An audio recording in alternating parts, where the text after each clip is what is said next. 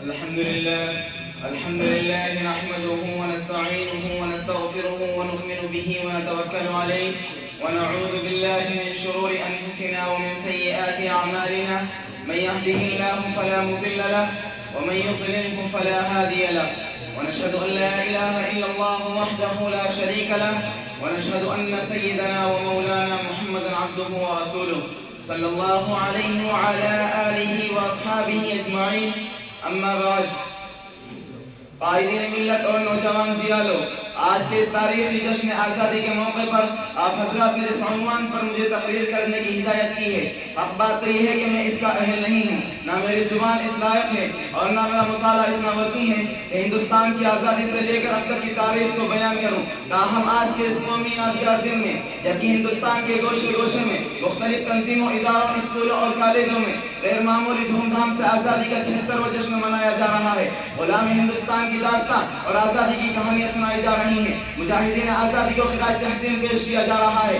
ایسے وقت میں ایک طرف ہمیں بھی اپنے اکابر و اسلاف کی قربانیاں یاد آتی ہیں تو دعائیں مغفرت کے لیے خود بخود ہاتھ اٹھ جاتے ہیں. دوسری طرف جمہوریہ ہندوستان کے مسلمانوں کے دردناک واقعات اور ظلم و ستم کی رودات سامنے آتی ہے تو خون کے آنسو نکل پڑتے ہیں اور دل سے ایسی آہ نکلتی ہے کہ اگر ہمارے اسلاف و اکابر کو اس کا تصور بھی ہوتا تو خدا کی قسم وہ لوگ کبھی اس ملک کو انگریزوں کی غلامی سے چھڑانے اور ہندوستان کو آزاد کرانے کے لیے اتنی بڑی قربانیاں نہ دیتے. اگر انہیں یہ معلوم ہوتا کہ اس ہندوستان میں مسلمانوں پر ایسا دن بھی آئے گا جب مسلمان آزادی کی جگہ انگریزوں کی غلامی ہی کو پسند کریں گے تو وہ لوگ کبھی شمشیر برہ نہ لے کر میدان جہاد میں نہ نکلتے. انہیں کیا معلوم تھا کہ جس ہندوستان کی آزادی کے لیے شاملی کے میدان میں علماء دیوبند توپوں کا نشانہ بنے، انہیں کیا معلوم تھا کہ جس ہندوستان کی آزادی کے لیے بالا کوٹ کی پہاڑی پر سید احمد شہید رحمۃ اللہ علیہ اور شاہ اسماعیل شہید رحمۃ اللہ علیہ نے جان دی ہے. انہیں کیا معلوم تھا کہ جس ہندوستان کی آزادی کے لیے شیخ الہند رحمۃ اللہ علیہ اور شیخ الاسلام رحمۃ اللہ علیہ کالے پانی گئے. انہیں کیا معلوم تھا کہ جس ہندوستان کی آزادی کے لیے شیخ الاسلام حضرت مولانا حسین احمد مدنی رحمۃ اللہ علیہ پر سوٹ وارنٹ ہوا. انہیں کیا معلوم تھا کہ جس ہندوستان کی آزادی کے لیے صرف 1857 میں 51,000 علماء شہید ہوئے. انہیں کیا معلوم تھا کہ جس ہندوستان کی آزادی کے لیے دہلی کے چاندنی چوک سے خیبر تک کے درخت پر علماء کی گردنیں لٹکائی گئی. انہیں کیا معلوم تھا کہ جس ہندوستان کی آزادی کے لیے علماء کو برہنہ نہ کر کے آگ کے انگاروں پر ڈالا گیا. اس ہندوستان میں مسلمانوں پر ظلم و ستم کا پہاڑ ٹوٹے گا، انہیں حقوق سے محروم کیا جائے گا.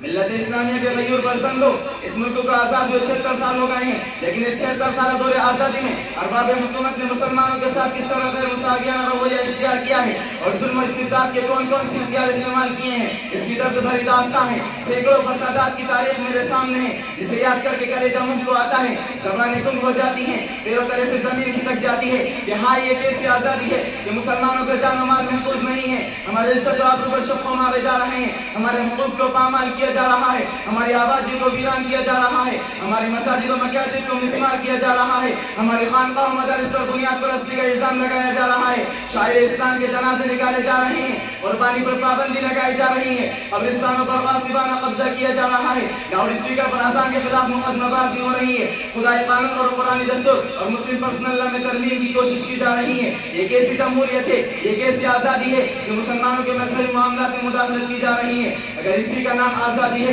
تو ایسی آزادی کے ہم طلبگار نہیں ہیں. ایسی آزادی پر تو ہم کل بھی لات مارتے تھے اور آج بھی لات مارتے ہیں. ہمیں مذہبی آزادی چاہیے، ہمیں قرآن کی آزادی چاہیے، ہمیں جان و مال کی حفاظت چاہیے، ہمیں عزت و آبرو کی حفاظت چاہیے، ہمیں عبادت گاہوں کی حفاظت چاہیے، ہمیں شاعر اسلام کی حفاظت چاہیے. نوجوان دوستوں، کہ یہ جمہوریت کا خون نہیں ہے، سیکولرزم کا مذاق نہیں ہے، دستور آزادی کی خلاف ورزی نہیں ہے کہ جمہوری ملک میں کسی کے مذہبی معاملات میں مداخلت کی جائے.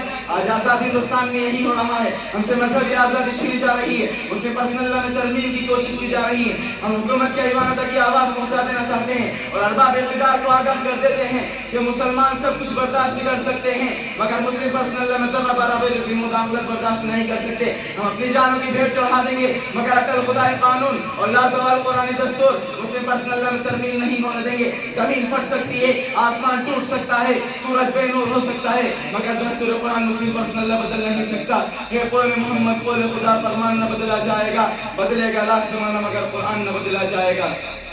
नौजवान जियालो, ये एक नाकाबिल इनकार वाक़या है कि हिंदुस्तान को आज़ादी से मुसलमानों ने सरफराज किया है और मुसलमानों ही की कुर्बानियों का सिला है कि आज हमारा मुल्क आज़ाद है और आज़ादी की गोल्डन जुबली मनाई जा रही है। लेकिन इसके बावजूद हमसे वतन पर दोस्ती का सवाल किया जाता है। हम बदला देना चाहते हैं कि हम ही इस मुल्क के वफादार हैं। इस देश के चप्पे चप्पे पर हमारा हक है, इस मुल्क के दर्रे दर्रे पर हमारा हक है। हमने इस धरती की आज़ादी के लिए लड़ा है और हम ही ने आबाद किया है।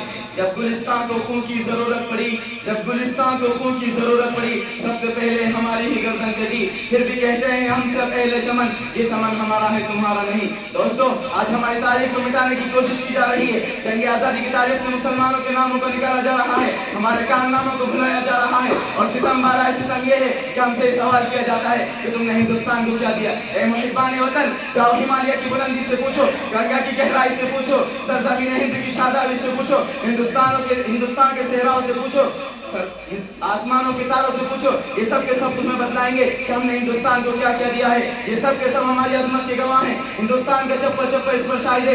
बताओ, हिंदुस्तान को कुतुब मीनार की बुलंदी किसने दी? जामा मस्जिद की पुरशिको इमारत किसने दी? लाल किले की अजमत किसने दी? ताजमहल की रानाई किसने दी? 100 बार संवारा है हमने इस मुल्क के गेसवे पर हमको, 100 बार संवारा है हमने इस मुल्क के गेसवे पर हमको। ये अहले जुनू बतलाएंगे क्या हमने दिया है आलम को।